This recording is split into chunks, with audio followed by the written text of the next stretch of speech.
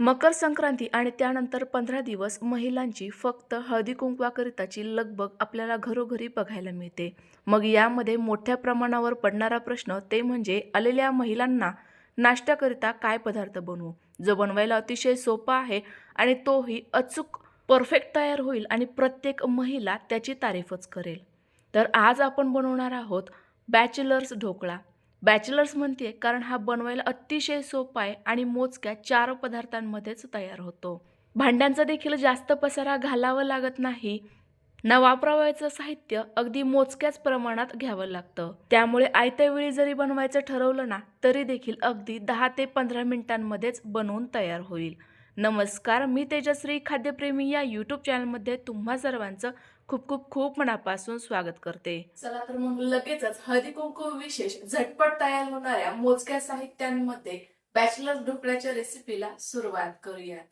तर ढोकळ्याचं मिश्रण मी डायरेक्ट मिक्सरच्या भांड्यात बनवणार आहे. त्याकरता एक मोठ्या आकाराचं मिक्सरचं भांडं घेतलंय. आता यामध्ये घालूयात 1.5 कप किंवा तुमच्याकडे वाटी असेल तर वाटीच्या मापाने 1.5 वाटी एकदम बारीक असं बेसन पीठ. घरगुती बेसन पीठ असेल तर चाळूनच वापरा. अर्ध्या लिंबाचा रस घालायचा आहे, कारण यामध्ये आपण दही किंवा सायट्रिक ॲसिड असा कोणताही पदार्थ वापरणार नाहीये. सोबतच लागणारे 2 चमचे साखर, आपला रेग्युलर पोह्याचा चमचा आहे ना त्यानेच मोजून घेतलंय. पाऊण चमचा मीठ, अगदी चिमूटभर हळद, कमीच वापरायची जेणेकरून ढोकळ्यावर रेड स्पॉट्स येणार नाहीत. सोबतच 2 हिरव्या मिरच्या, या घालणं पूर्णतः ऐच्छिक आहे. बेसन पीठ पचनास हलकं फुलकं व्हावं याकरिता चिमूटभर हिंगही घातलाय. आता ज्या कपाने आपण बेसन पीठ मोजून घेतलंय त्याच कपाने 1 कप पाणी. 1.5 कप बेसन पीठ आहे तर त्याकरिता 1 कप पाणी अगदी पुरेसं प्रमाणे. मिक्सरचं झाकण लावायचे आणि लगेचच हे मिक्सरला फिरवून घ्यायचं. जोपर्यंत एकसंध किंवा गुठळी विरहित याचं मिश्रण तयार होत नाही ना तोपर्यंत हे व्यवस्थित फिरवायचं. अशा पद्धतीने मिश्रण मिक्सरला फिरवून घेतल्यामुळे ना बेसन पीठ आपल्याला चाळून घ्यायची गरज आहे, ना हे विस्करणे मिक्स करत बसण्याची गरज आहे. अगदी झटपट गुठळी विरहित आपलं संपूर्ण साहित्य व्यवस्थित मिक्स होतं. मिश्रण तयार झालं. लगेच आता ढोकळा वाफवण्याची तयारी करू, कारण ही करणं खूपच गरजेचं आहे. त्यासाठी कुकरमध्ये 1.5 ग्लास पाणी गरम होण्याकरिता ठेवलंय. सोबतच एक स्टँडही ठेवलं. पाणी गरम होतंय तोपर्यंत आपण आणखी एक पूर्वतयारी करू. ते म्हणजे ज्या डब्यामध्ये आपल्याला हा ढोकळा स्टीम करायचा आहे त्या डब्याला तेल लावून घ्यायचं. यामुळे ढोकळा डब्याला चिकटत नाही. तर बघा आपलं हे मिश्रण व्यवस्थित असं मिक्स झालेलं आहे. आता यामध्ये घालूयात 3 चमचे तेल. तेलामुळे ढोकळा छान असा मऊ लुसलुशीत आणि अजिबात घशामध्ये दाटल्यासारखा होत नाही. आता घालणार आहोत 1 इनोचं पॅकेट. यामुळे ढोकळ्याला छान अशी जाळी पडेल, कारण आज आपण जराही सोडा वापरणार नाहीये. आता यावेळेला मात्र घाई करायची आणि पटापट चमच्याच्या मदतीने हे मिश्रण एकदम एकाच साईडने फास्ट गतीने फेटून घ्यायचंय. यामध्ये आपण जो इनो आणि तेल घातलेला आहे ना ते पिठामध्ये व्यवस्थित असं मिक्स व्हायला पाहिजे आणि मिक्स झाल्याबरोबर इनो लगेच ॲक्टिव्हेट व्हायला सुरुवात होते. मिश्रण देखील छान असं दुप्पट फुलतं, पिवळसर हलकासा रंग येतो.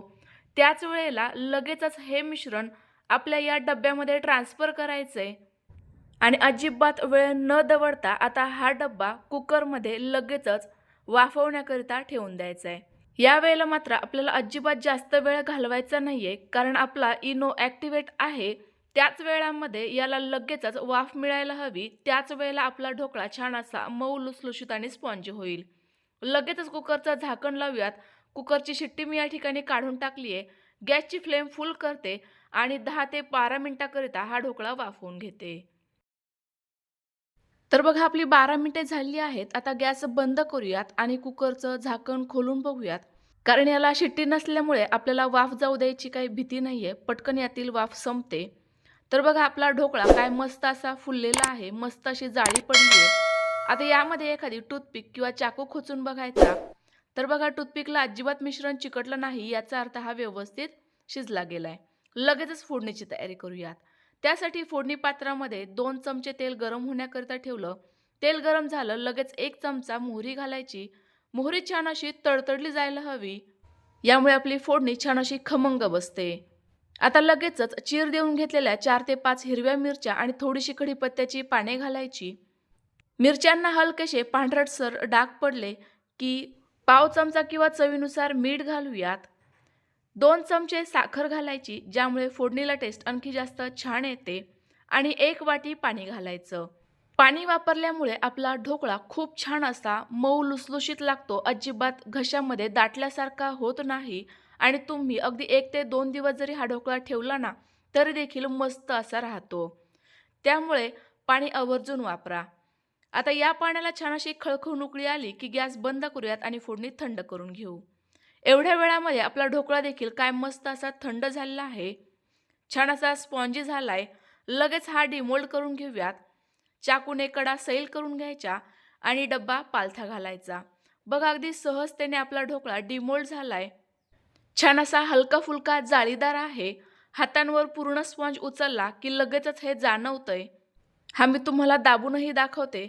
बघा किती छान असा भरपूर सारा दबला जातोय आणि लगेचच तो पुन्हा एकदा पूर्वस्थितीत येतोय. छान असा फुलल्यासारखाच राहतोय. यावरून तर तुमच्या लक्षात आलंच असेल. आता हा आपण कट करून घेऊयात. तर ढोकळा हा नेहमी थंड झाल्यानंतरच कट करायचा, ज्यामुळे तो व्यवस्थित कट होतो. विखुरल्यासारखा होत नाही किंवा याला एजेस देखील एकदम शार्प येतात. आपलं हे मिश्रण बघा ढोकळा कट करताना अजिबात चाकूला चिकटत नाहीये. यावरून देखील लक्षात येते ढोकळा अतिशय व्यवस्थित असा शिजलेला होता.